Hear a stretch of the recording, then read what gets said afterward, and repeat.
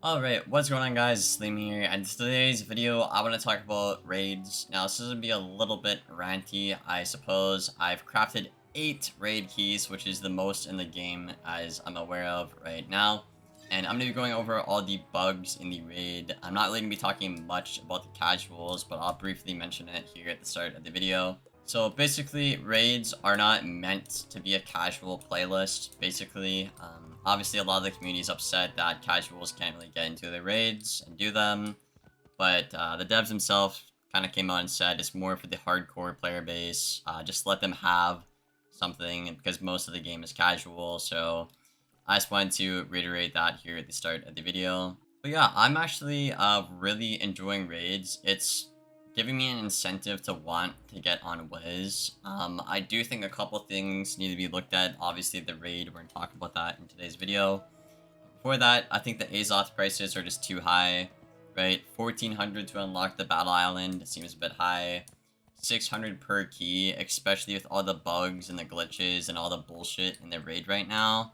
I think that's a little bit too much. I don't really mind the Astrology personally, but I'd probably cut this down to like 500 Azoth and probably about like 7 Astrology keys or something like that. Because they're just asking for so much when the raid itself is just kind of flawed at the moment. Now, the time of me recording this audio, Ferric has beat the raid, so I just want to say congrats to Ferric.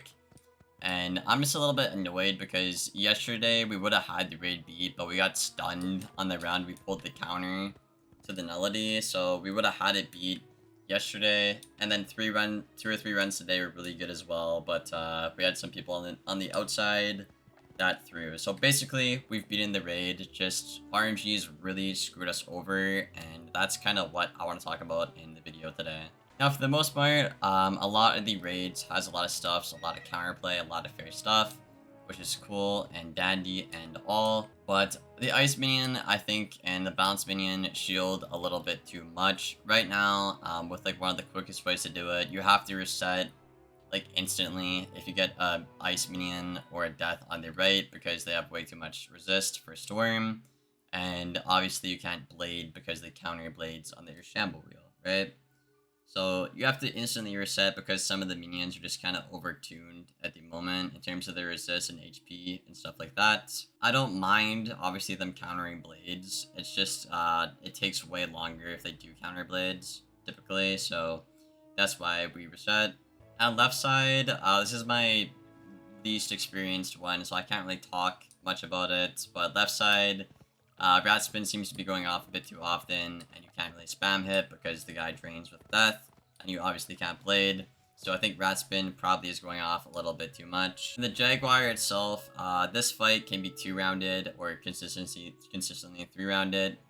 But typically, if the Jaguar shields a lot, you know, whether it's the Sabertooth, Power, Legion Shield, or Brace, that can really stall another 2, sometimes 3 minutes on, you know, like a speed run with the RNG, of course. Or if your fires don't critical their scions and stuff like that, that can also stall another minute or 2, which is RNG. I really don't get why people are saying, oh, it's not RNG. When you don't crit and you lose 3 minutes because of that, and that might happen 2 or 3 times, right? That could happen on Jaguar, like happen on Unfun Guy or Gobbler. Like, that's kind of a big deal, so I don't get why people are saying, oh, it's not RNG, when it literally is, kind of. So basically, for phase 1, in general, I'm just saying some of the minions are too good, like too much resist, too much health, too much frequency in certain cards. And basically, I think Rat Spin is going off a little bit too frequently on the left side. The Blizzard on the right side isn't that bad. It happens, you know, every run or 2, which, you know, is fine. That's fine, you know, I should be careful, but I think it's spammed a bit too much on the left side, and that's phase 1. Now, phase 2, the Gobbler on the right is typically not that bad, I would say. If you have a good Jade who can dispel, heal, you know, support your hits as well and stuff like that, it's not terrible. But again, if you get one of the minions that are death or ice, they're just so OP, they can really stall time. You can trap on the Gobbler though, typically, so you can kind of make up for that if you have a good Jade and, you know, mass trap and stuff like that. Storm Trap, you can still kill it at a decent time without blade stacking on the Gobbler. I would say my biggest complaint for this fight is stun. He really likes to spam Stormlord, and as of right now, there's no counter whatsoever to stuns in the raid. You could obviously pack a stun block, I guess, yeah, but it's Beast Moon, so they could stun you before you stun block, right? And at that time, you're just wasting deck space. So I'd really like to see a cantrip that is a, you know, stun block to yourself or your whole team. I think that makes a lot of sense, and that would help out quite a bit. Now for left side, we have the unfun guy, and for the unfun guy, I think, you know, obviously aside from the minions, I think he just spams the mantles and weaknesses a little bit too much. That being said though, our left side has gotten, you know, quite a bit better at killing him, which is cool. But I think, from what I've seen, the mantles and the weaknesses just happen a bit too frequently. Same with the nullities fight. Again, I'm not saying all these fights are impossible, I'm just pointing out the flaws and all of the RNG factors that can screw over really good runs. And, you know, when there's this amount of RNG and players are investing so much time into your game, it's really demoralizing, which I'll be talking about in a little bit here after the nullity fight. Ironically enough, I would say the nullity actually isn't that hard. It's just the RNG leading up to the nullity, right?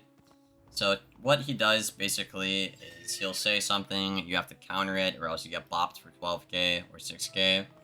And as long as you counter it and, you know, kill the minion on time, you can just kill him really fast before, like, you know, the second Power Nova comes into play. So typically about a 4 or 5 turn fight if everybody does their job correctly, outside and inside, right? So it's really, honestly, not that bad. The runs that we got messed up on were, again, getting stunned in the nullity fight. There's no counter to that for everybody. And also outside messed up and let the people in. So that is what happened with our runs.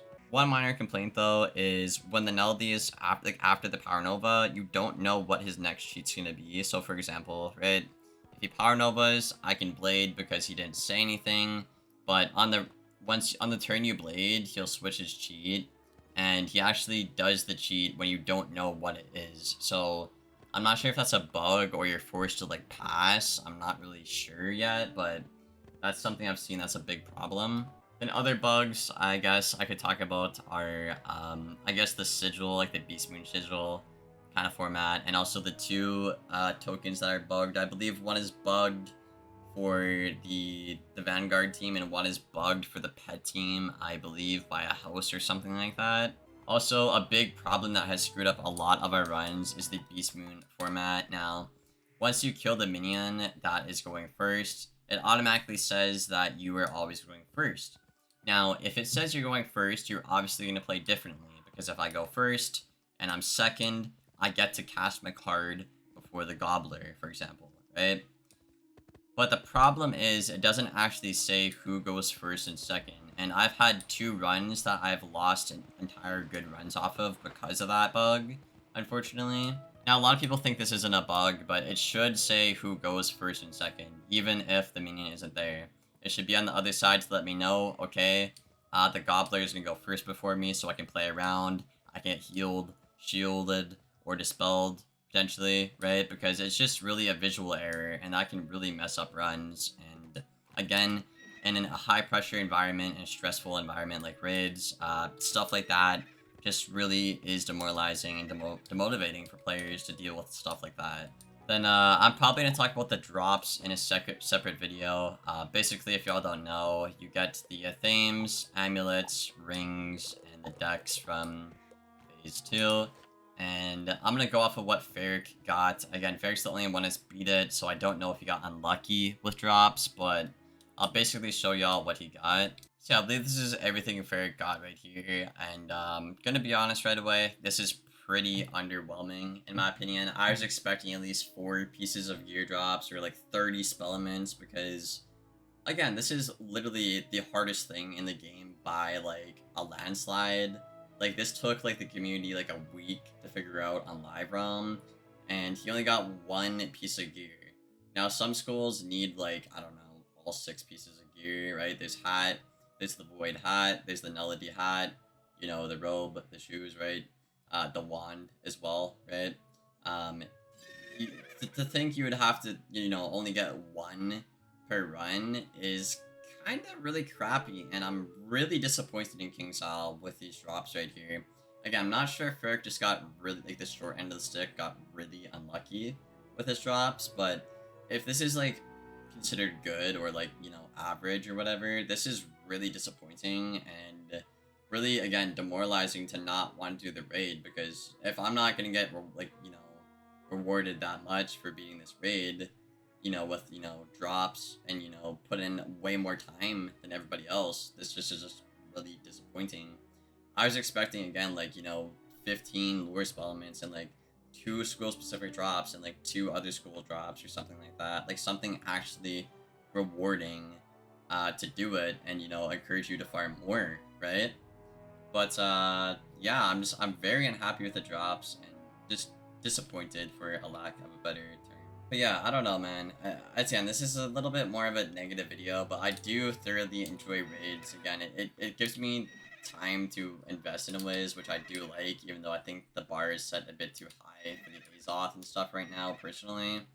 It's a bit ranty, but I do enjoy raids and the concept of them, but I think they need to be tweaked around a bit. RNG needs to be toned down. We need more counterplay, like, you know, will cast stun blocks, or, you know, cantrip stun blocks, you know, more counterplay and stuff like that. But, yeah, hope you guys do enjoy the video. Once we actually do beat it, I'll be working on a video. I want to beat it first before I make a guide. Our strat is pretty good right now. I believe Ferric's strat is pretty much identical with a couple of minor tweaks. So, yeah, that'll be out in a while, but I hope you guys did enjoy the video. I think tomorrow we'll be reviewing the drops. We're talking about PvP Season 3 and why I don't like that. But, yeah. Rate, comment, sub, and I'll see you all in the next one. Thank you for being here, and as always, take care, guys.